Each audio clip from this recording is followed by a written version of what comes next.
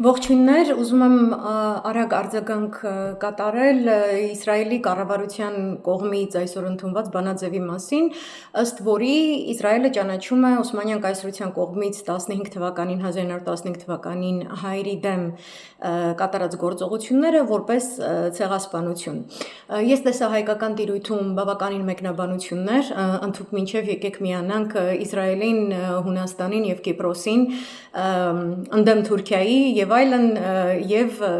ընդհուպ մինչև տեսա նաեւ շնորհակալություններ սիրելիներս նախ ամեն նման բան լսելիս պետք է մենք առաջին դեպքում հարց տանք ինքներս մեզ մեր օգուտը որտեղ է ինչու հիմա ինչ ենք մենք դրանից ստանում արդյոք մենք որևէ բան ստանում ենք թե այդպիսի շատ զգայական ջիղին խփելով ցանկանում են մեզ շահել դեպի իրենց կողմը միանգամայն այլ նպատակներով, որոնք միշտ չէ որ մեր շահերին են ծառայում, ընդհակառակն ցանկանում են ուղղակի ակնհայտ կերպով օգտվել մեզանից եւ մեզ տանել ավելի այսպես վատ փորձությունների։ Նախ ներկայացնեմ, որ թե Իսրայելը եւ թե Թուրքիան բավականին ժամանակ է սրացված հարաբերություններում են,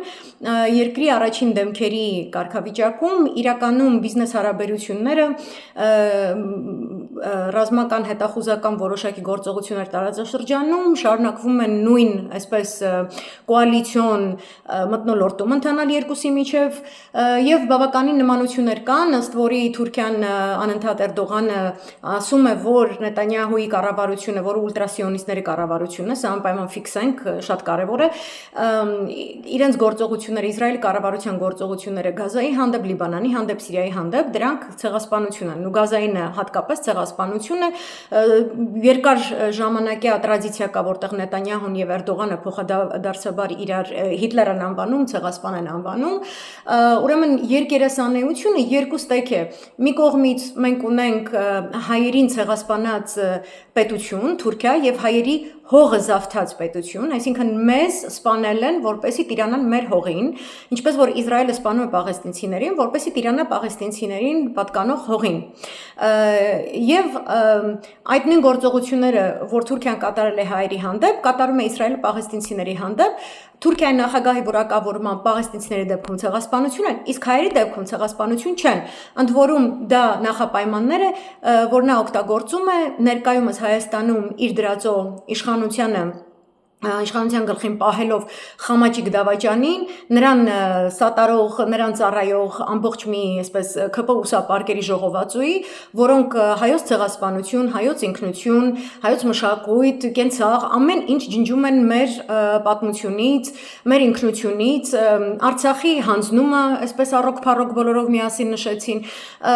եւ երկերեսանիությունը, որ Էրդողանը պաղեստինցիների հետ կատարված անվանում է ցեղասպանություն, իսկ հայերի հետ կատարվածը ոչ, դեռ մի բան էլ մուննաթ է գալիս, ասում է թե չմբոստանայք, մենք էլ ձեզ չսպանեինք, մեկ դար առաջ կատարվածի մասին։ Իսրայելը ներկայիս իր վարչակազմով, որոնց մեծ մասը միջազգային դատարանի կողմից գտնվում են քրեական հետապնդման տակ որպես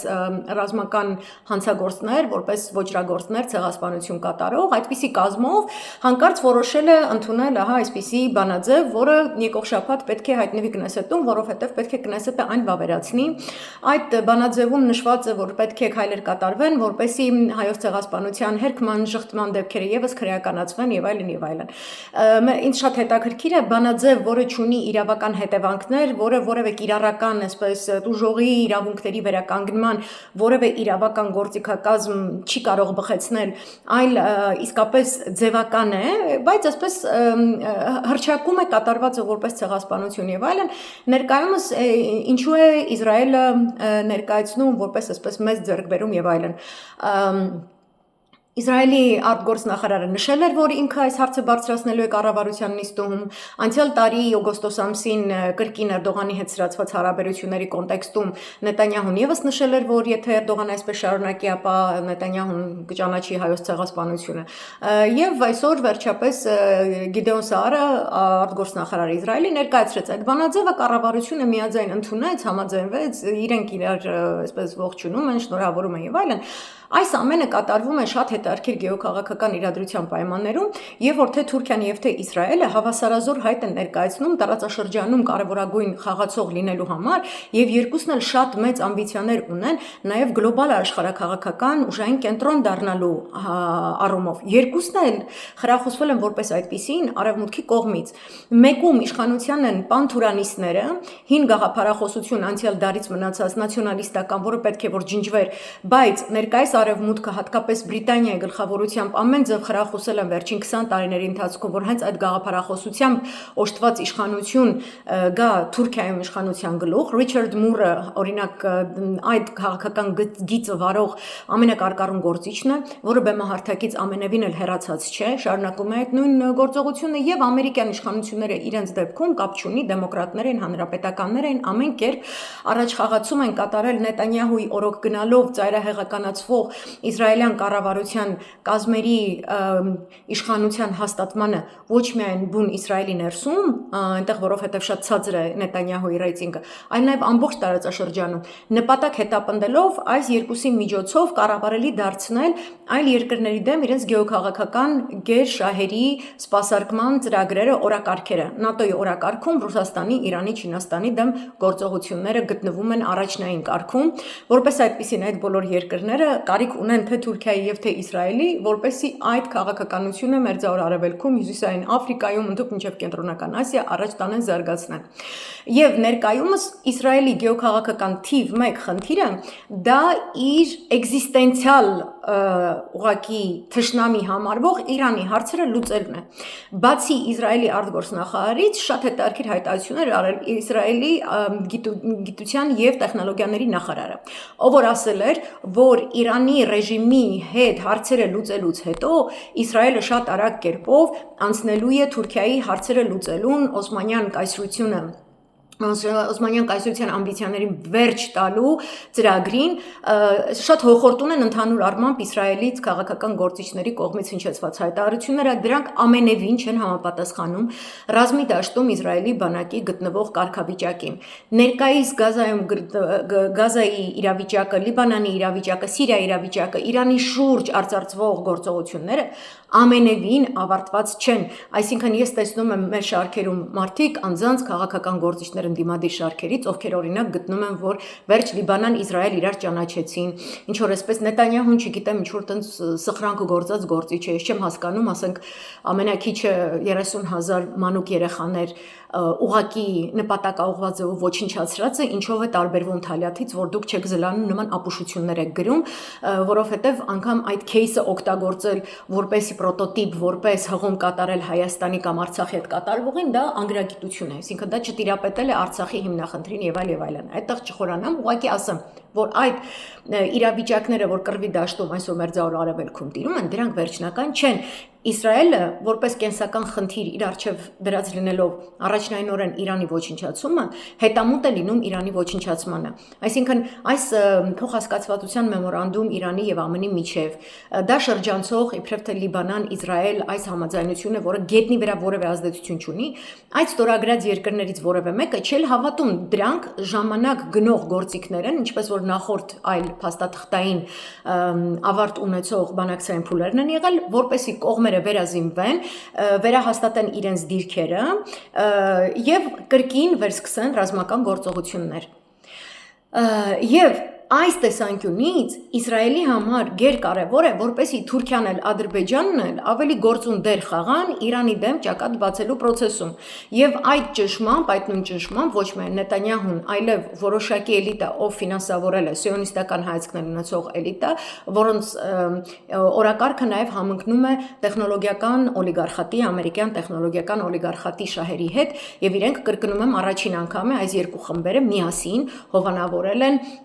նախագահական ընտրություններ։ Տրամպի առաջին վարչակազմի ընտրությունների ժամանակ այլ ուժերային հանրապետական ավելի չափավոր գլոբալ գեոքաղաքական process-ների կողմնակից ուժերային նրա արշավը, քարոզարշավը կազմակերպողները։ Այս անգամ բաները կատարյալ ծայրահեղականներ են։ Մենք տեսնում ենք դա Տրամպի գործողություններով, մենք տեսնում ենք աշխարհի հանդեպ նրա վարչակազմի վերաբերմունքի մեջ, մենք տեսնում ենք, որ միջազգային իրավունքը ամբողջապես ջնջվում է, պետությունների սուվերենության կոնցեպտը ամբողջապես ամբողջապես ոչնչացվում է, անվտանգության հասկացությունը, տնտեսական անվտանգություն, ռազմական անվտանգություն, վաղվա օրվա վերաբերյալ հանգստություն գլոբալ առումով որպես այդպեսին այսօրվա աշխարհում չկա, որովհետև այս ամենը պետք է տանի ավելի գլոբալ, ավելի մասշտաբային ռազմական գործողությունների։ Այդ կոնտեքստում Իրանի դեմ պատերազմը ավարտված չէ եւ Իսրայելի այդ նախարարի հղումը, որ Իրանի ռեժիմի հետ հարցերը լուծելուց հետո կանցնենք Օսմանյան կայսրության եւ այլն, ոչ թե պետք է բառացի հասկանանք, այլ պետք է ասենք կլինի դուք սկզբում իսկապես այդպես ասած Իրանի հարցերը հələ մի հատ լուծեք, տեսնենք ինչպես եք լուծել, իրենք չեն լուծել որևէ հարց եւ սարսափում է հատկապես Նետանյահուի վարչակազմը, կրկնում եմ, միջազգային ռազմական ոճրագործների, պատերազմական հանցագործների վարչակազմը վախենում են Իրան-ԱՄՆ հուշագրից, այդ հուշագրի հիման վրա հնարավոր առաջացող բոլոր այլ պրոցեսներից,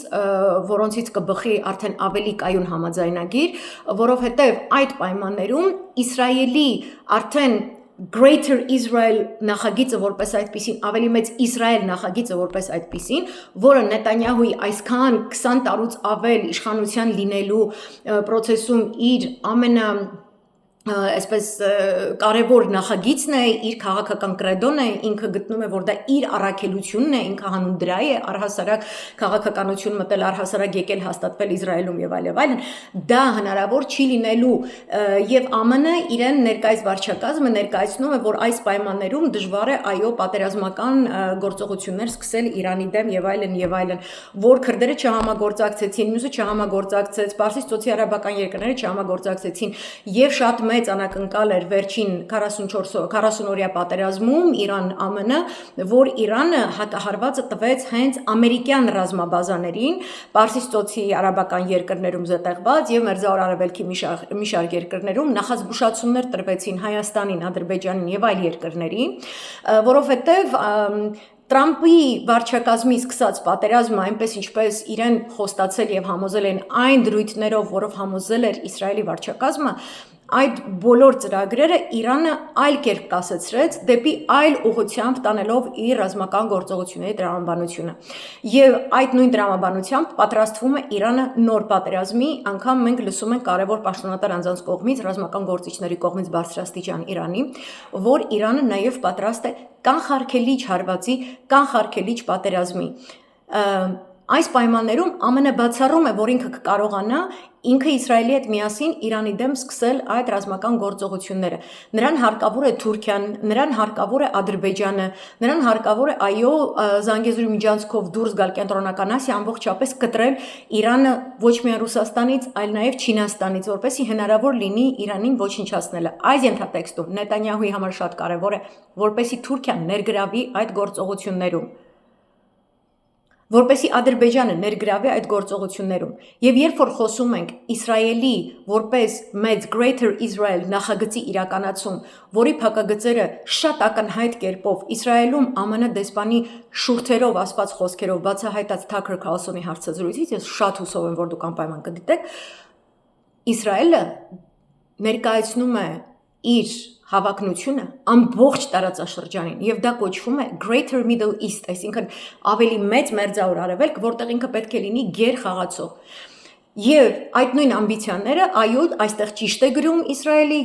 գիտության եւ տեխնոլոգիաների նախարարը, որ Օսմանյան կայսրության մեծ ախորժակ ունի ներկայիս Թուրքիան, ներկայիս Թուրքիայի վարչակազմը։ Դա ոչ թե արվում է, որովհետև Իսրայելը պետք է կռվի Թուրքիայի դեմ, պատերազմի մեջ բռնկվի, որովհետև Սպիտակ տան ներկայիս քաղաքականության տեսլականից, երբ որ մենք դիտարկում ենք այս կատարվողը, մենք տեսնում ենք, որ երկու հայտ ներկայացրած ԱՄՆ-ի այսպես գործակալներ տարածաշրջանում պարզապես հայտ են ներկայացնում իրենց ավելի մեծ գործընկերոջը, որ ես սա ավելի լավ կանեմ կամ այսպես կանեմ։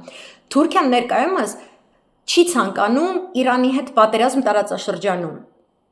չի ցանկանում ներգրավել այդպիսի գործողություններում, բայց միևնույն ժամանակ զերծ չի մնում ՆԱՏՕ-ից դուրս գալու ծրագրեր չունի, հուլիսին պատրաստվում է Անկարան ընդունել դիմավորել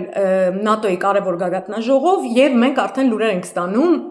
որ Սպիտակ տունը շրջանցելով կոնգրեսի որոշակի սանկցիոն մեխանիզմներ, որ մինչեւ հիմա գործել են Թուրքիայի դեմ, Հունաստանի հունական լոբիի շնորհիվ, Իսրայելի լոբիի շնորհիվ, նաեւ հայկական լոբիի շնորհիվ որպեսի F-35 ինքնաթիռների ծրագրից Թուրքիան դուրս եկած լինի եւ Իսրայելը ներկայումս տեսնում որ ներկայ սպիտակ տունը ինքը ուրեմն կարողանում է Էրդողանի հետ խոսել այնպես գովեստի խոսքեր էլ է հնչեցնում Տրամպը եւ նեք այս շաբաթ Էրդողանի հասցեին որ պատրաստվում է սպիտակ տունը տալ այդ գործարքը ինչի դեպքում Իսրայելը ասում է դե եթե դու այդ գործարքը տալիս ես այսինքն ինքը ունենալու է այդ զինուժը ուրեմն պետք է այդ ռազմական օդանավների ծրագիրը F-35-ի մեջ ներգրավելը ապա պետք է դա օգտագործվի իշահ ինձ որովհետեւ ես եմ այնպես անում որպեսի այդ սանկցիաները թուլանան որպեսի Թուրքիայի համար լավ լինի ես դրա դիմաց ուզում եմ որպեսի Թուրքիան որոշակի գործողություններ կատարի տարածաշրջանում եթե ոչ ուղակի Իրանին հարվածելով ապա այնպես անելով որ օրինակ Ադրբեջանից հարվածներ լինեն օրինակ քրդական համայնքները ներգրաված լինեն տարատեսակ ռազմական հետախուզական հետաքրքիր այսպես գործողություններ եւ այլն եւ այլն վերջին տարիների Էրդողանի այսպես որպես սունիտական իսլամի կրող կենտրոն եւ այլն այդ դերակատարման մեջ շատ կարեւոր ուրեմն կետ է եղել պաղեստինյան դատը պաշտպանելը Էրդողանի կողմից, որը իսկապես ձևականություն է, որտեղ բովանդակային առումով ամենալավ ձևով որ նա կարողանար կասեցնել, դա Բաքու-Թբիլիսի Ջեյհան խողովակը փակելն էր ուղղակի եւ իսրայելյան բանակին չտրամադրելն էր սննդամիջոցներ, այդ թվում նաեւ տարատեսակ այլ ուրեմն միջոցներ, որպես այդ բանակը կարողանա շարունակի թե Պաղեստինում եւ թե Լիբանանում որոշակի ջարդեր եւ այլն իրականացնել Թուրքիան էլ իր հերթին օգտագործում է իր այսպես ասած ուժը խոսելով Ռուսաստանի հետ, Իրանի հետ, նաեւ Չինաստանի հետ ասելու որ դե ես ներկա կգտնվեմ Լիբանանում, Պաղեստինում եւ Սիրիայում, ինչպես նաեւ Հայաստանում, որպեսի ես թույլ չտամ, որպեսի այսպես պատերազմներ սկսեն, ինքն էլ իր խաղն է տանում, բայց երկու դեպքում էլ մենք գործ ունենք իրար շատ նման զավթողական, ծավալապաշտական, ծայրահեղական, դիկտատորական ռեժիմների հետ, ովքեր որ այսինքն Իսրայելը լինի թե Թուրքիան, իրենք երբ որ վերցնում են ինչ-որ երկրի վերահսկողություն, այդտեղից լինում է բնիկների արտահոսք, այդտեղ լինում է իրենց ներգաղթ օրինակ երբ որ նշում եք Հունաստան, Կիպրոս, նրանց էլ օգտագործում է Իսրայելը, որպեսի Թուրքիայի դեմ այսպես ճնշող մեխանիզմ աշխատեցնի, որպեսի Թուրքիան Իրանի դեմ կատարի որոշակի գործողություններ, որպեսի Թուրքիան հնազանդվի Իսրայելի գործողություններին տարածաշրջանում, ծառայի այդ նպատակին, նույն նպատակները օրինակ Իսրայելը հետապնդում է Սաուդյան Արաբիայի կամ Էմիրատների, Միացյալ Արաբական Էմիրատների հետ իր հարաբերություններում, անպայման իրեն պետք է դու ծառայես Եվ Հունաստանում եւ Կիպրոսում լցված է իսրայելյան միլիարդատերերի գումարներ, ովքեր առնում են շատ կարևոր հողակտորներ, տարածքներ, շատ կարևոր ստրատեգիական կետերում, իրենք իրենց ժողովրդին այնտեղ լցնելու խնդիր ունեն, մենք տեսնում ենք պաղեստինցիներին, ովքեր ժամանակին իրենց հյուրընկալել են շատ մեծ սիրով եւ լայն դռներով, մենք տեսնում ենք ինչպես են նրանք իրենց հետ վարվել, այսինքն ծավալապաշտականության եւ գաղութատիրության տրամադրվածության առումով Թուրքիան եւ Իսրայելը այսօրվա միանգամայն նույն մետաղադրամի երկու կողմերն են։ Իրենք որևէ տարբերություն իրենց միջև չկա։ Դե համար պետք չի ոչ ուրախանալ եւ այլն, այլ պարտադրել։ Եղբայր ես սրանից ինչ եմ ստանում։ Արդյոք դա նշանակում է, որ դու այլևս Ադրբեջանին զենքեր չես վաճառելու։ Եվ ձեզ հիշեցնեմ, որ այդ նույն Նետանյահուն 98 թվականից ի վեր սերտ համագործակցել է Ադրբեջանի հետ եւ որոշակի սիոնիստական լոբիստական կարևոր կառույցներ ներգրավել է, որպեսզի Արցախյան հարցի դեմ քարոզչություն կատարեն, հայոց ցեղասպանության ճանաչման այլ երկրներում դեմ քարոզչություն իրականացնեն, անձամբ Շիմոն Պերեսը մի քանի անգամ դադարեցրել է, կասեցրել է հայոց ցեղասպանության ճանաչման գործընթացը ամերիկյան կոնգրեսում, կամ այնպես են անում, որ այդ փաստաթղթերը ուղղակի լինեն ինչ որ պարզ բանաձևեր, որոնցից կրկնում եմ իրավական որևէ հետևանքներ հանցագործ կողմի հանդեպ չեն բխում։ Դրանից մեր հողը չի վերադառնում, դրանից Արցախի պաշտպանությունը եւ Արցախի պետության ճանաչումը իրենց օրակարգ չի դառնում, դրանից ներկայիս Հայաստանի սահմանների պաշտպանության եւ անխաթարելիության սկզբունքները որևէ կերպ շահ եւ օգուտ չեն ստանում, նրանք որևէ անվտանգային երաշխիքներ մեզ չեն ներկայացնում, առավել եւս երբ որ մենք տեսնում ենք Իսրայելի համագործակցությունը Ադրբեջանի հետ, տեսնում ենք որ դա նույնիսկ համագործակցություն չէ, դա ուղղակի օգտագործում ես մեկի տարածքը մյուսի դեմ գործողություններ կատարելու համար, այնտեղ ներթափանցում է իրենց գործակալական ցանցը, Հայաստանում թավիշ անելու ժամանակ ժամանակ օգտագործվել են այդ թվում նաև Իսրայելից կառավարվող աղանդավորական կենտրոններ, որոնք իբրև թե քրիստոնեության աղանդավորական հոսքեր են, որոնք բոլորը Նիկոլի համար, մինչև հիմա էլ Նիկոլի կողմից են, դրանք կառավարվում են որոշակի իսրայելա-ամերիկյան կոնգլոմերատի կողմից հատուկ, որպեսզի Ռուսաստանի դեմ, Իրանի դեմ տրամադրվի ամբողջ Հայաստանը, այսինքն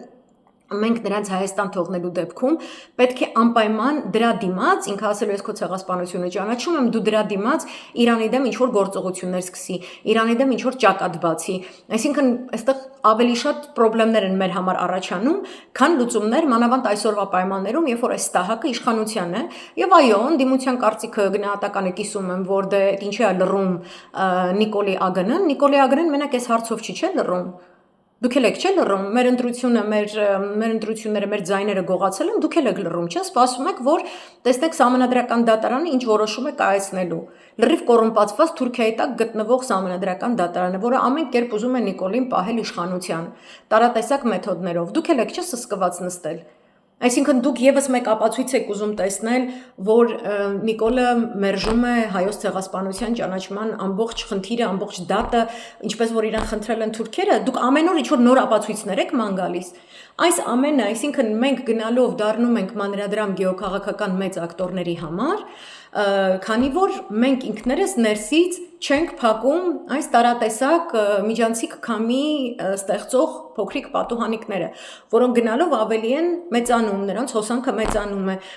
նրանց ճանապարհին դուրս եկած իրերը մեր հայոց ինքնության զարդերը բոլորը մեկը մյուսի հետևից քշվում են։ Իսրայելն է նաև Թավիշին մասնակից եղել Հայաստանում, որովհետև ոչ Հայաստանից, ոչ Արցախից հայերը չէին պատրաստվում որևէ կերպ հարվածել Իրանին, որովհետև Իսրայելից ոչ մի զինատեսակ եւ ոչ մի բան չէին ցանկանում։ Այսինքն Իրանի դեմ պատերազմը ավարտված չի եւ Իրանը չի պատրաստվում պարտվել, այսինքն դուք չեք կարող նախապես ասել, որ Իրանը պարտվելու է եւ այս պատերազմը դեռ չի սկսել, որպեսի Հայաստանը տանեք հակաիրանական ուղղվածությամբ, ինչ որ Իսրայելի կողմից այս փոքրիկ թղթիկի ինչ որ sense ճանաչման դիմաց, իսկ նա դրա դիմաց գալու է դեռ ավելին ուզի, ավելին պահանջի, գալու է եւ ուզի ոչ թե ինքը քեզ տալիս է, ինքը քեզնից պահանջում է, ինքը ոչ մեկին ոչ մի բան չի տալիս, ինքը Լիբանանին էլ չի տալիս, ինքը ոչ մեկի ոչինչ չի տալիս, ինքը բացառապես վերցնում է։ Էմիրատների հետ ունենալով Աբրահամյան համաձայնագիր, այս ռազմական գործողությունների ընթացքում Իրանի հետ պատերազմի ժամանակ ուղղակի հարվածներ էր հասցվել ոչ միայն ամերիկյան ռազմաբազաներին եւ տարբեր այլ կարևոր ակտիվների ռազմական Էմիրատների տարածքում, որոնք ուղղակիորեն օգտագործվել են Իրանի դեմ հարվածների համար, այլ Իսրայելը ինքը Էմիրատների տարածքում հարվածել է արդյունաբերական կարևոր օբյեկտներ, որպեսզի ներկայացնի, որ իբրև թե Իրանն է այդ հարվածները հասցրել, եւ ըստ այդմ Էմիրատները պետք է մասնակցեն Իրանի դեմ պատերազմին։ Իրենք որևէ խնդիր հայերին սիրելու, Հայաստանը պաշտպանելու որպես այդպեսին իրենց արժև չունեն, իրենք որևէ մեկին չեն պաշտպանում։ Եվ երբ որ ասում եք, այ միանանք Հունաստան, Կիպրոս եւ այլ, ինչ ունեն Հունաստանն ու Կիպրոսը, ընդհակառակը Հունաստան, Կիպրոս, Հունաստանը հատկապես Թուրքիայի հետ միասին գտնվելով թե ՆԱՏՕ-ում եւ թե ԵՄ-ում, չի կարողանում իր անվտանգությունը ապահովել եւ ապավինում է ինչ-որ ձևով Իսրայելի հետ ներգրավել է ոչ առողջ հարաբերություններից, դրանք ոչ առողջ են, ով էլ որ հակառակ ձևով է խոսում, ես 100% կարող եմ ստորագրել եւ ապացուցել, որ դուք առհասարակ Հունաստանի ներկայիս ներքաղաքական process-ներից եւ արտաքին քաղաքական վտանգներից ոչինչ չեք հասկանում, աբսոլյուտն ոչինչ չեք հասկանում։ Դուք պոպուլիստներ եք, ով որ նման կոչեր է անում, անգրագետ մեռնում է, որովհետեւ Հունաստանը եւ Կիպրոսը չունեն հնարավորություն Ռուսաստանի կամ Չինաստանի կամ Իրանի հետ որևէ կերպ համագործակցելու որպես հակակշիռ Թուրքիային։ Նրանց արգելված է, ԵՄ-ն է արգելել։ Դրա համար իրենք ստիպված են Իսրայելի հետ ինչ-ինչ խաղեր տալ, որը չի երաշխավորում ոչ Հունաստանի, ոչ Կիպրոսի անվտանգությունը, ընդհակառակը իրենց ավելի է մոտեցնում վտանգի։ Եվ այնպես չէ, որ Հունաստանը պետք նեկած տեղը չի կարող օգտագործել Իսրայելին։ Ես չեմ կարծում, ձեր նման ղզղնացները, որ նման հայտարարություններ են անում, ունենան այդքան մտքի ճկունություն եւ խորություն, որպեսզի կարողանան Իսրայելին օգտագործեն հանուն Հայաստանի շահերի։ Դուք այդ ընդունակությունը չունեք եւ դուք այդ ռեսուրսը չունեք։ Չկա այդպիսի ռեսուրս։ Եվ ես տեսնում եմ, որ ընդդիմության շարքերում ուժեր կան, որոնք այո Իսրայելի կողմից ստացել են որոշակի այսպես խթաններ, առանց հասկանալու, որ դա արվել է Հայաստանի գեոքաղաքական շահերի դեմ։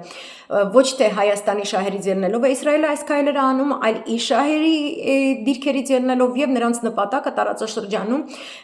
գեր ակտոր դառնալն է, իսկ դա պահանջում է Իրանի ոչնչացում։ Այսինքն դուք համաձայն եք, որպեսզի Հայաստանը, ինչը թե իր ցեղասպանությունը ճանաչեցին անցյալ դարում կատարված, ներգրավի Իրանի դեմ ինչ-որ գործողություններում, որովհետև այդ կոնտեքստում է եղել Թավիշը Հայաստանում, եւ դա տեղի է ունեցել, օրինակ 2018-ի ապրիլի 29-ին Նետանյահուն Տրամպի նորընտրված Տրամպի վարչակազմի օրոք գնացել է այնտեղ եւ ասել է, որ պետք է Տրամպի վարչակազմը դուրս գա Իրանի հետ միջուկային համաձայնագրից, Օբամայի ժամանակ կնքված անվտանգության համակարգեր ապահովում ամբողջ ռեգիոնով մեկ, որովհետև Իրանը իր այսպես ուրանի հարստացման ծրագրերի մասին անկեղծ չի գտնվում եւ հապճեպ կերպով, ապօրինի կերպով, այսինքն միջազգային իրավական նորմեր խախտելով, ԱՄՆ-ի վարչակազմը Տրամպի օրոք դուրս է գալիս այդ համաձայնագրից, ինչի արդյունքում դրա հաջորդ օրերին Հայաստանում տեղի ունենում Թավիշը։ Եվ փորձում են շատ արագացված տեմպերով այնպես անել, որպեսզի Հայաստանից էլ Ադրբեջանից էլ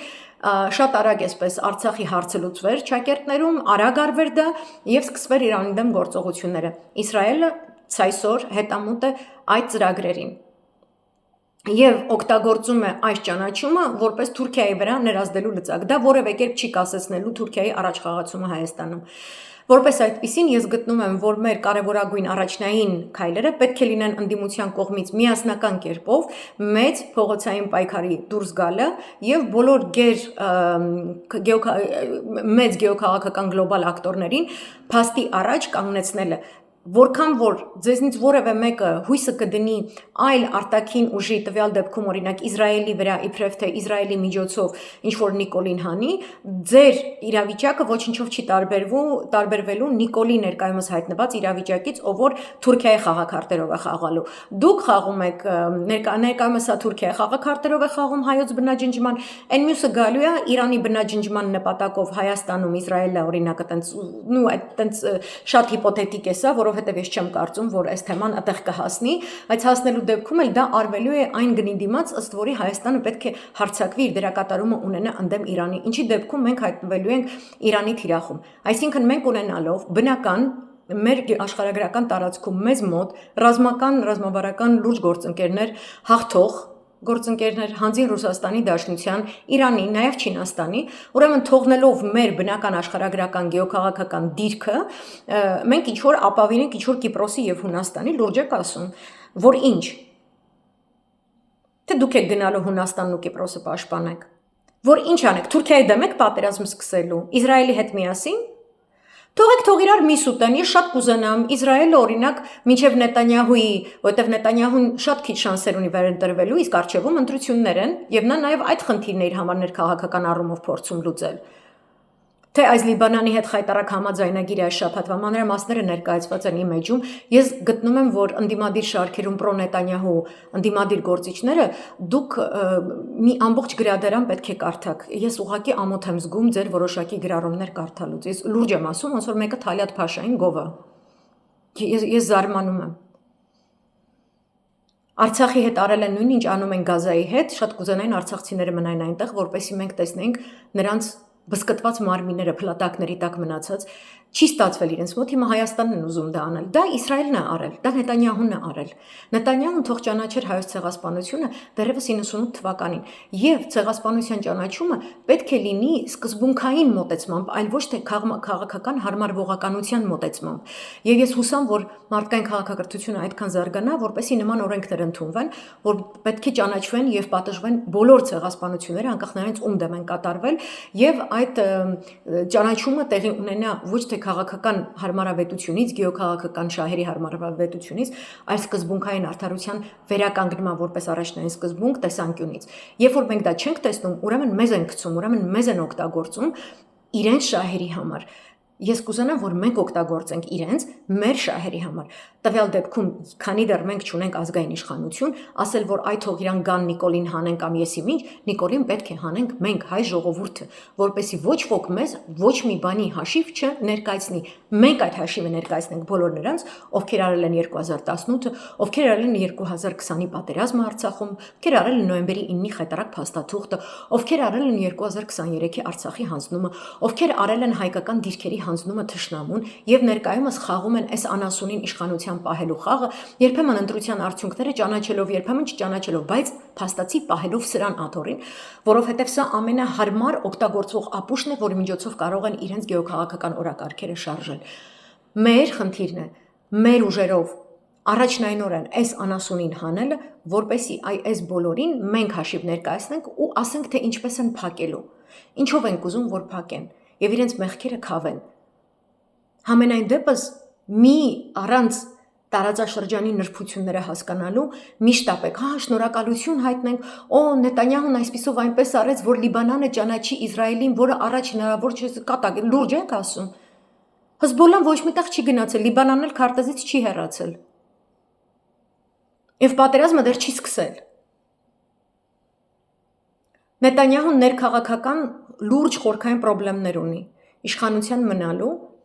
եթե կարողացավ այս ընթացքում ինքը ինչ-որ թավիշ անել Թուրքիայում, կամ Թուրքիան Նետանյահուին իշխանությունից հանեց Իսրայելում, մենք ազգովի պոպկորնը պետք է առնենք, նայենք ու խնդանք, այլ ոչ թե ասենք, վայ, ճանաչեց մեր ցեղասպանությունը։ Պետք չի սենց ճանաչումը։ Արցախը հանձնել է Իսրայելը, Ադրբեջանին Հայաստանի դեմ հրահրել եւ Հայաստանը արևմտյան Ադրբեջան սարքելու գաղափարը տվել է Իսրայելը,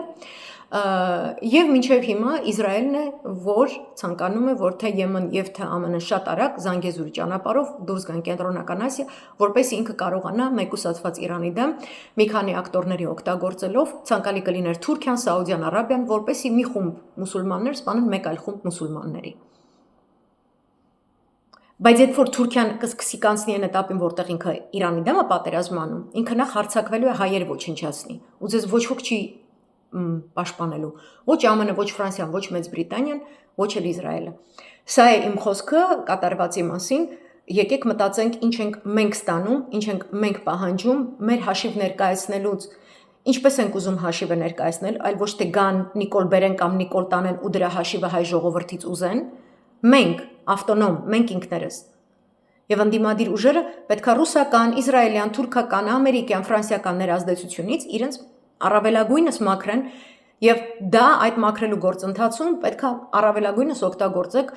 ապավինել ժողովրդին կոնցեպտը։ Առանց ժողովրդի դուք ոչ մի բան եք։ Սիրեք ձեր ժողովրդին, այն ձեզ ավելի հեռու կտանի, քան ինչ որ Իսրայելի թղթիկ, տուալետի կամ ինչ որ Տրամպի եսիմ ինչ-որ էլի թղթիկ, մի թղթել էտել, մի ուրիշ թուղթել ԵՄ-ի տված, մի ուրիշ թուղթել նոյեմբերի 9-ի ռուսի տված։